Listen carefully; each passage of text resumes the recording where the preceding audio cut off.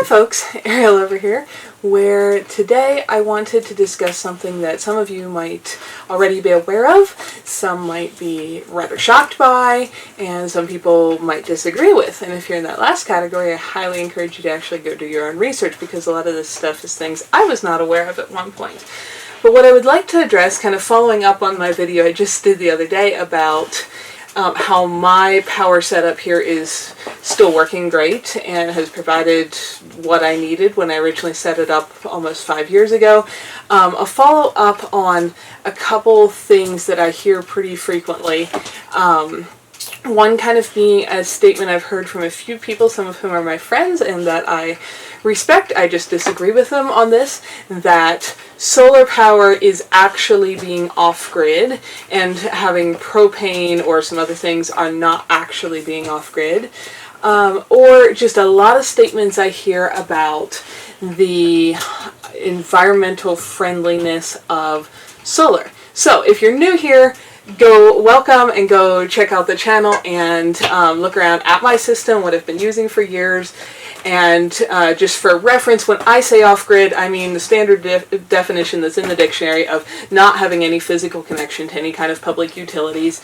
And I don't particularly care myself about who's more or less off-gridder than others. I don't think we need to have a hierarchy. There's different things that work for different people in different situations with different goals and so on. So I'm not concerned about any of that. But I do want to address a couple things because, like I said, some of these were things I was not aware of. When I first moved in here and I was able to find this lovely spot where I have my house parked, I knew from that moment on that at least as long as I was here, connecting to any kind of grid power was not an option because of the physical distance being quite great between where I am living and the closest power connection, or water or sewer for any of those things, but specifically power was what I'm talking about today. So I knew I was going to go off-grid, and in my head when I thought about off-grid, I just thought, oh, off-grid people have solar panels, of course. If you know, okay, well the cavemen didn't, but you know, in the modern world, if you're off-grid, you have solar panels, or maybe you have wind or hydro if you're in a place where one of those setups works really well. In my location it doesn't, even though a lot of the state of Wyoming is windy. Where I'm tucked into the mountains and trees here, I almost never get any wind. And while there is a creek not too far away, it freezes solid in the winter, so hydro is not a good setup for year-round power generation here either. So I just kind of assumed that, of course, if you go off-grid, that's going to involve having a solar system. And I am not an electrician, so I did a whole lot of learning and research about how to set one up and how to hook things up so that you don't electrocute yourself and burn your house down and be releasing noxious fumes and so on. And so I set up a system that may be very far from the absolute best one in the world, and I'm sure it is because I'm not an expert on this, but it is also one that, as I described in my last video, has been working for me for quite a few years. So it has been providing its intended use when it was set up, of providing a limited amount of power for the few things that I do use power for here at the house. But one of the things I was aware of, even kind of as I was shopping for those components, is that there are some problems with it. And there's something else that's come up in my life since then that's made me much more aware of some of these problems. Now, last time, years ago when I first wrote a post about this, somebody said, oh, you must be paid by oil companies. That's not true. I would probably have a lot more money if I was. This is just my personal experience and what I've learned and my thoughts on it, given the fact that I have a house with, you know, power provided by solar panels at this moment. So, that said, the first thing I became aware of is that if you're going to use solar power and you want to actually have access to power 24/7, not just, because you certainly could use a solar setup and only power things while the sun is shining. But if you want to have access to it 24/7, which is how more, at least of us Americans and probably most people in the Western world are used to, you're going to have some kind of storage system, because there are nighttime hours, there are cloudy days when you get much less power, there are rainy and snowy days, and so on. So you're going to have to store power produced during the sunshiny times to use at the not sunshiny times, like the middle of the night. if you're going to keep a fridge or freezer running, you know, around the clock, those kinds of things. And batteries, as you may well be aware of from whatever, lots of things, knowing that they can have caustic chemicals, they could eat through your skin. You all know battery acid is pretty corrosive. Some of them are prone to exploding, like problems with some of the phones blowing up on airlines not too long ago, or in people's beds, so on. There are issues with batteries. Batteries are wonderful. I use batteries in my life. I try not to use more than I need to. I do have some rechargeable ones that I use for things like headlamps and my little speaker that I listen to tons of audiobooks and such through. So batteries are valuable to me, but I am aware that there are issues with how we currently make them and how we currently store things, and the things that go into making them, and then very much the things that come out of them once they're worn out or dead or disposed of. And solar batteries are no exception to that. They're, you know, they have a lifespan like all batteries. It can only be so far, and again, I would love it if somebody invents a better technology. To the best of my knowledge, I am not aware of a really awesome one out there. I have seen some discussion of some prototypes that sound like they're better options, but I have not seen any of them that are at least currently available. You could go buy it tomorrow and use it at your house kind of setup yet. And I hope we get there, by all means, but we're not there at the moment. So I think one of the things people need to be aware of, whether you're talking about a little solar system for your little tiny house, or even if we were talking about, you know, solar production across the whole country, like is being discussed as, you know, a component of things like the Green New Deal and such. This is not intended to be political on that. This is just my observation, my practical real life experience with living with this. There are going to be issues with, at the very least, how that stuff is disposed of. I currently, so I'm not criticizing anyone else that does this, I currently have almost 500 pounds of batteries, and at some point they are going to be worn out, and then they're going to be toxic waste that needs to be disposed of in some way that hopefully doesn't leach into the ground and poison plants and trees and fish and animals and us. There's also, of course, toxic components that go into making those batteries. So I was aware there was a battery issue. I just didn't see any better solution at the moment, and so I bought batteries anyway. What I was not aware of at the time, and I'm not entirely sure I feel okay with that trade-off at this point in my life, but I have them, so I don't see any sense in throwing them away while they're still working, because they're still going to have to be thrown away at some point. Is the actual production of the whole life cycle of solar panels. So yes, my solar panels up there on the hillside, they're not spewing out smoke and fumes and anything right now except possibly cadmium. They're starting to learn that there's some of those heavy and very toxic metals that do seem to actually leach out in intact, unbroken solar panels over time just in rain water, and I assume that would probably include snow water. They're starting to discover that, so it may be doing a little bit of that, but other than that, it's not belching fumes and smoke and so on right now. But what I became aware of is that thinking that that's the whole story, that just sunlight is shining on this little flat panel and it's making electricity, if I think that's the whole story, that's like thinking because a pizza delivery guy showed up at my house, not that any pizza delivery places deliver to here, but you know, that my pizza shows up and I just eat it and all I'm left with is a cardboard box. That would be like thinking that in the production of that pizza, nobody had to grow grain, put gasoline in a tractor, drive a combine, milk a cow, muck manure, sterilize that milk, ferment it into cheese, ship it to the pizza manufacturer, people work there, somebody drive it to me, and many, many more components. But you get the idea. The pizza just showing up at my door with no dishes, no cleanup, no cow manure, no combine is not the whole story in producing that pizza. And solar panels are much the same.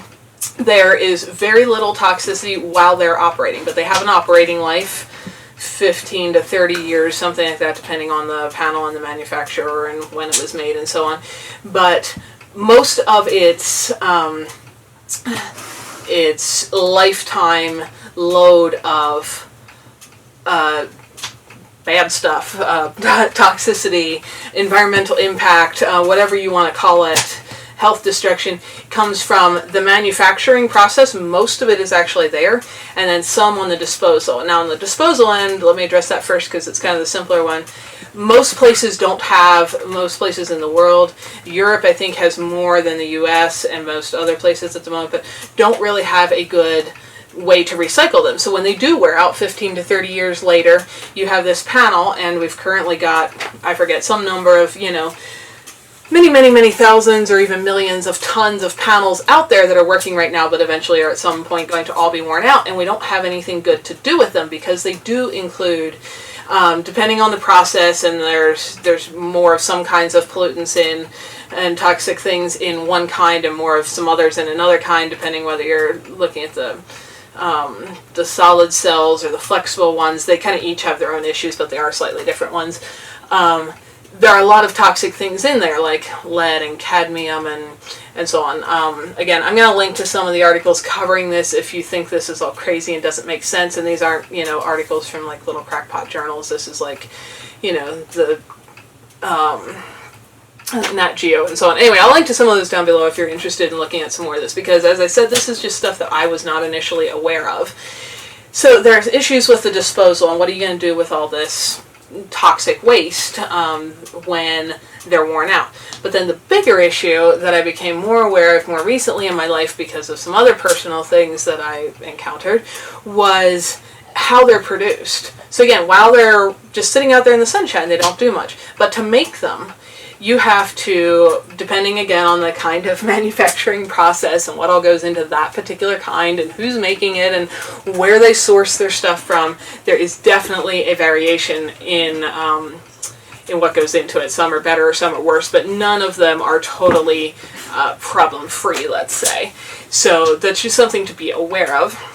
But to make them, the different processes usually require silica, which has to be mined out of the ground. Then it has to be purified, which involves heating it, which basically involves a plant that burns a lot of coal to get the carbon to mix with it. And if you're a scientist, I'm probably not explaining this very well, but you can look up the process for manufacturing pure silica to make into solar panels. And pure silica is used in other things. It's used in aluminum manufacturing, and aluminum is also often used in solar panels.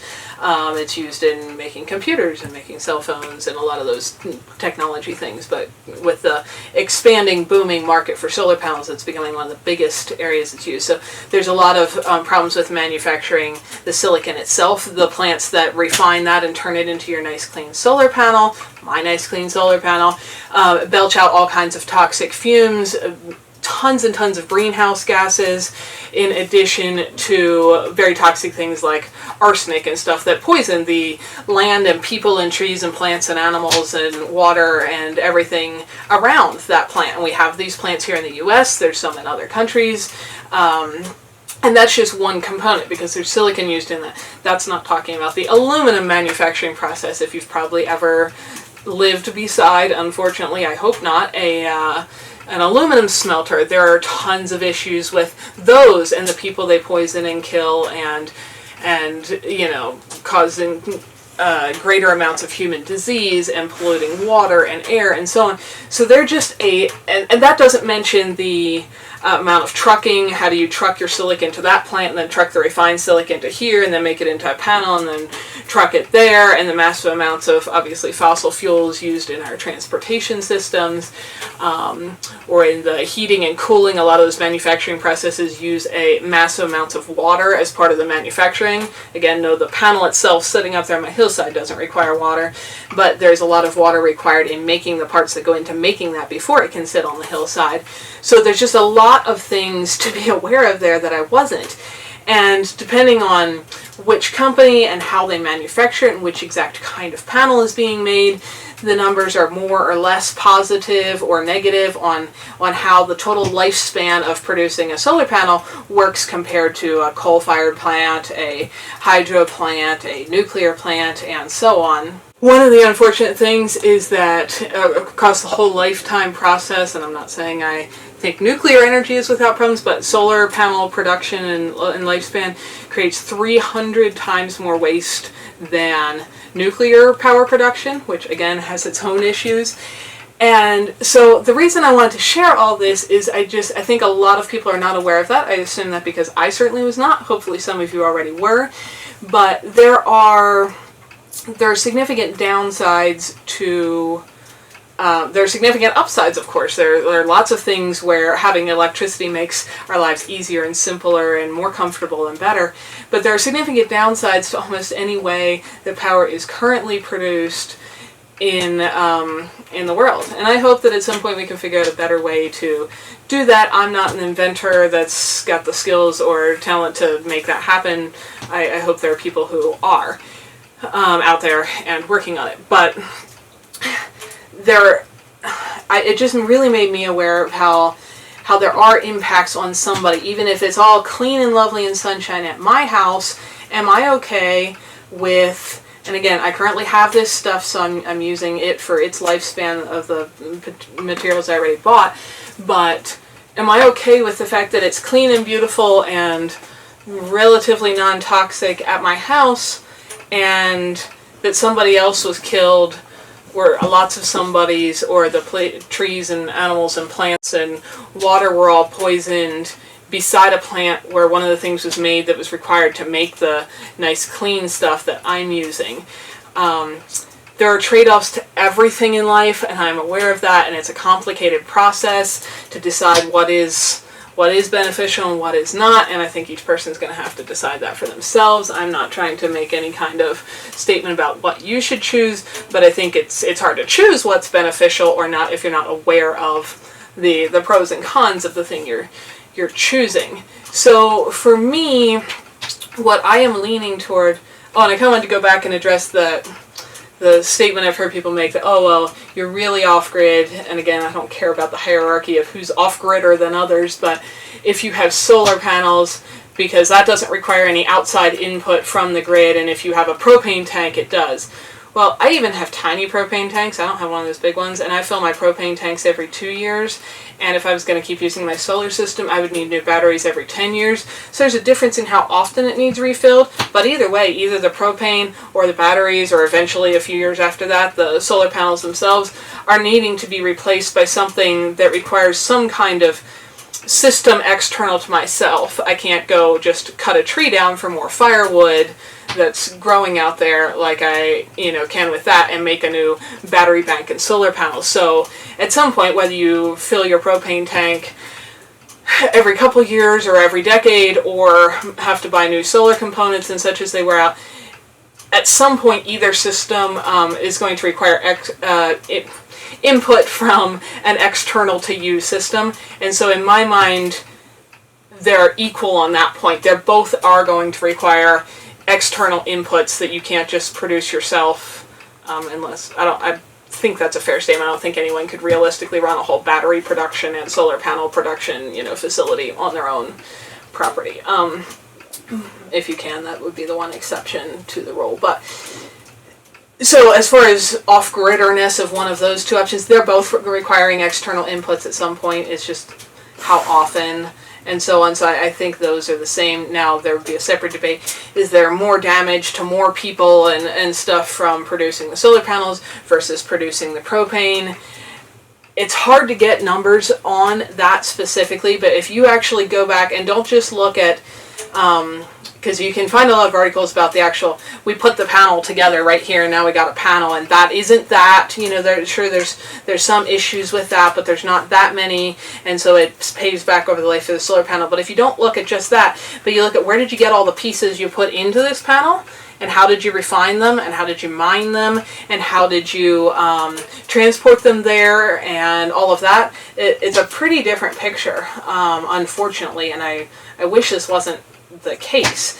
And again, I hope somebody figures out a better system for producing electricity, whether it involves solar power or something else. And yes, solar power is wonderful. I use solar power in other ways. Solar power is a good bit of what makes my garden grow, what makes my herbs grow, and all of that stuff. And so those are some of the cleanest ways you can harvest solar power. Let your plants soak it up, turn it into something you can eat, or something the things you eat, whichever way you go with that. But yeah, I just wanted to touch on because I've had people ask me when I've done interviews with various folks, they know that my place is off-grid here, and they say, one of the questions I'll get asked is, oh, so how did you get interested in environmentalism? I'm not really, but I am. I don't know if we can save polar bears and ice caps and global things. Maybe we can, maybe we can't. Maybe those are caused by people's actions, maybe they're not. I do firmly believe we can all stop dumping poison into our food and water and air that's right beside us. That I'm pretty sure we actually could have control over. So that's what actually concerns me. And if everyone quit doing that, maybe it would also affect the bigger things. But I don't know that I can go affect the bigger things first, but I think I can be responsible with the things here. I can avoid putting poison in my food, in my soil, in my water. I can responsibly dispose of waste. I can try to reuse it, recycle it, compost it. I can try to create as little as possible.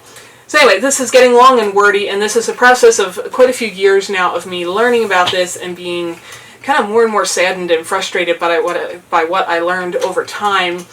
And it has led me to, I don't know for sure yet, I've probably got at least 5 years left on all the components of my system that I currently have.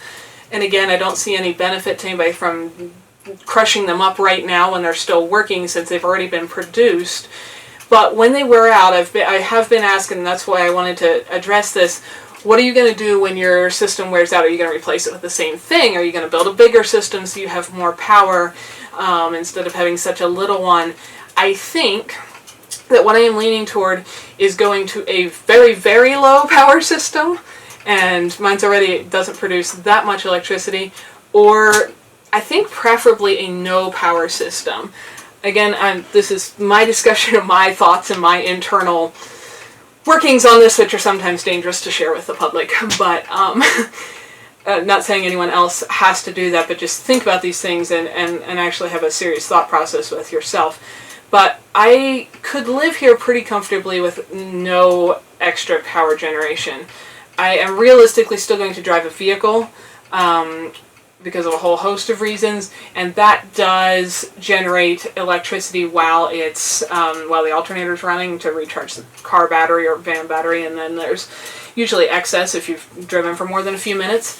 So I can do what I already do and use that to, use a little cigarette lighter adapter to recharge my cell phone and my camera batteries, and even, my other little, if I use AA or AAA batteries for a headlamp or something, I have rechargeable ones of those, which of course eventually wear out too, unfortunately, but at least I can use them a bunch of times before I throw them away. So I could continue to have some electronic charging ability that way. But what I'm really leaning toward is having no electronic power source in my house. Both because of my concerns about the whole system of every way it's currently produced. And if you really could do the math on it, I'm not sure that at this point anyway, unfortunately, that having a little solar system, it certainly offers freedom and independence and mobility and other things that may be worth the trade-off. But if you're concerned about the impacts to people's health and air and water, it may actually be more damaging, unfortunately, over the whole picture to more of those things than even your average coal-fired or nuclear power plant producing massive amounts of electricity on the grid. And again, I wish that wasn't the case, but unfortunately at the moment, the way everything works, that seems to be, and that kind of makes me sad. So for that reason, I'm leaning toward it. I already can do lighting, I can do heating, without having any electricity. The things that would be hardest for me, for one, would be refrigeration, because I do have an electric little fridge and freezer, and I do use it a lot. So I would have to figure out if I wanted to do an ice box. An ice box wouldn't be a big issue for quite a few months a year, because I do have access to plenty of frozen stuff outside, and I could probably work around that in the summer months, or freeze some ice buckets in a friend's freezer and trade them out as needed. That would definitely require a little more hands-on maintenance. I could just not use refrigeration, but I really do like cooking big meals and having leftovers. That's a pretty efficient way to do that for me, and that does require some refrigeration to keep some of those things safe. a spring house, if you're familiar with those. I grew up in an old, well, not didn't grow up in, but lived in an old farmhouse for a little bit when I was younger that actually had a spring house with cold flowing water, and that works for refrigeration. That's not a setup I can really do in this location. That would be a long-term down the road solution somewhere else, but refrigeration would be the hardest one to figure out, and then everything else would be pretty minor if I was going to have no power here. Again, I could charge my laptop and phone and such in the van, and the other thing is my water pump currently requires power. I could fix that by rearranging the hole where the water tank is so it gravity fed, but that would require some significant remodeling inside, or I could get some kind of foot or some other kind of pump, handle pump, but figuring out how to set that up so I'd still like to be able to get hot and cold water. That would be a bit complicated. So I'm looking at some of those details, and I think I've got about 5 years at least till my stuff wears out to figure out how to redo some of those things that are currently using electricity if I didn't have it. But that is what I'm currently leaning towards, and living with no electricity in your house is totally possible.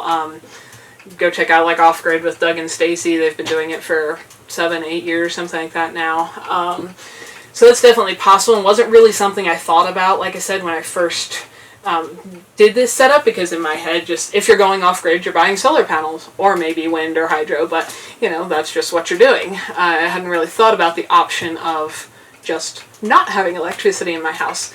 And then on a kind of separate topic, the more I learn about some of the health benefits or detractions to your health of having wiring and the electrical fields and such around your body in your life, those also concern me a bit. That's kind of another topic, but for those reasons as well, I'd be happy to not have power in my house. So that is what I'm currently leaning toward. That's what I'm thinking about. That's me trying to answer the questions about, am I going to build a bigger, more powerful system when my current solar system dies? Am I going to add more panels? No, I think I'm going to try to reduce it. If there's one or two things, there's a great benefit to still having some power. Maybe I'd do one tiny little maybe I'd do just a little tiny one panel system and see if I could set it up so everything that needed power could just run during the hours where there is actually sunshine and not need any kind of battery bank or storage for it at all. Those details I'm still figuring out, and I'm hoping that some of those technologies will improve over the next few years for doing that. And I'm not making this video to criticize anybody else's choices or anything like that, because as I've just clearly explained, I have these components right now. I somewhat regret now having bought them. I'm not entirely sure what I'm going to be able to do with them when they are worn out. That does bother me. But now that I am aware of these things, I just want to help bring it to your attention if you're thinking about going off grid and pondering what you want. Just so you're aware, like I said, aware of the actual pros and cons of some of these choices, like I was not entirely when I set up my system. So I just want to bring that to your attention so that we can all hopefully think through what we each want to do for our own lives and what is worth different trade-offs to us personally, and just all hopefully think a little bit about how we can be kinder to ourselves and the people immediately around us, and the dogs and birds and snowflakes and trees and all those other things that, our food and our water and our air that are pretty important if you want to keep living long term. So that's kind of why I wanted to share this. Hopefully that makes sense. Again, I'm going to link down below to some of these articles with more information on some of these things, because I'm not a scientist. I don't have a degree in chemistry or any of that. So you can do further reading and research and figure that stuff out for yourself. But I just wanted to bring it to people's attention, because it has been very adamantly brought to my attention how some of the upstream processes in creating these green and clean things really actively poison a whole lot of people. And are you okay with poisoning these people here so that these people here can have something cleaner?